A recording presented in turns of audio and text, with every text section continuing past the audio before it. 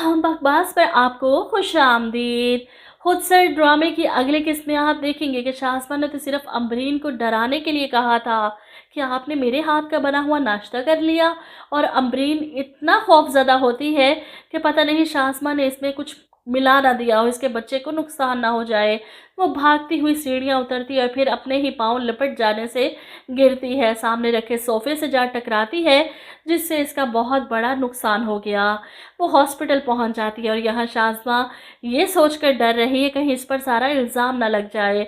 ऐसे में ज़ीशान का हॉस्पिटल से फ़ोन आ जाता है कि भाभी ने अपना बच्चा खो दिया, बहुत बड़ा नुकसान हो गया हमारा।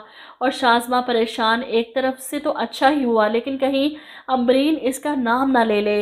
वो हमदर्दी जताने के लिए हॉस्पिटल पहुंच जाती है और वहां पर इसे देखकर अम्बरीन की माँ और भाई आपे से बाहर हो जाते हैं।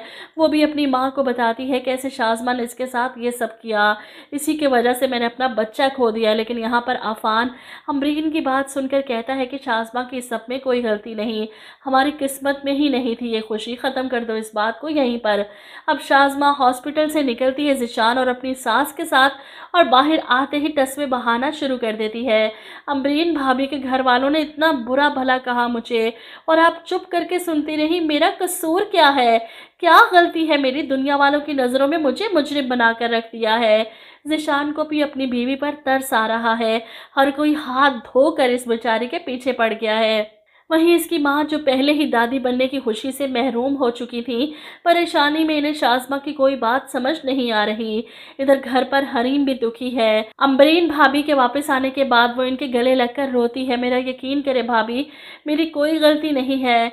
और अब अम्बरीन भी खुलकर इसे बताती है कि तुम बिल्कुल ठीक थी हरीम, तुम मुझे माफ़ कर दो, मैंने तुम्हारा साथ नहीं दिया, सब कुछ जानने के बावजूद भी मैं चुप रही क्योंकि मैं नहीं चाहती थी कि शाज़मा मेरी दुश्मन बन जाए और मेरे बच्चे को नुकसान पहुंचाए। लेकिन अब जो कुछ उसने मेरे साथ किया है, मैं इसे इसके लिए कभी माफ़ नहीं करूंगी। शाज़मा का झूठ भी सबके सामने आकर रहेगा और हम लेकर आएंगे, लेकिन उसके तरीके से। मैं झूठ की दीवार जितनी भी मजबूत क्यों ना हो, सच की एक ज़रब इसे ढेर कर ही देती है। शाज़मा की हर गलती को माफ़ करती आई हूँ, लेकिन अब जो गुनाह इसने किया है वो नाकाबिले माफ़ी है और मैं इसको इसकी सज़ा देकर रहूँगी। वहीं शाज़मा को अपनी पड़ी है कि अम्बरीन ने अपना बच्चा खो दिया, ये ना हो कि पलटकर बदला लेने पर आ जाए। वो इसलिए घबरा रही है। कमरे में भी आती है अम्बरीन भाभी के ये बताने के लिए कि ये जो कुछ भी आपके साथ हुआ इसमें मेरा कोई कसूर नहीं। अम्बरीन भी मुंह तोड़ जवाब देती है, आज के बाद तुम्हारे साथ भी जो कुछ होगा ना, उसमें मेरी भी कोई गलती नहीं होगी। सामने भी शाज़मा खड़ी है, इनके हर वार को इन पर उलट सकती है, इसे इतना यकीन है खुद पर।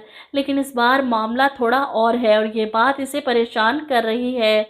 इसी परेशानी में वो बाहर टहल रही थी जब ज़ीशान ऑफिस से आता है। क्या बात है शाज़मा, परेशान लग रही हो, किसी ने कुछ कहा है तुम्हें? और शाज़मा जवाब में फिर से रोना शुरू कर देगी। अम्बरीन भाभी को लगता है इनके साथ जो कुछ भी हुआ मेरी वजह से हुआ। वो मुझे धमकियां दे रही थी कि मेरे साथ बहुत बुरा करेंगी।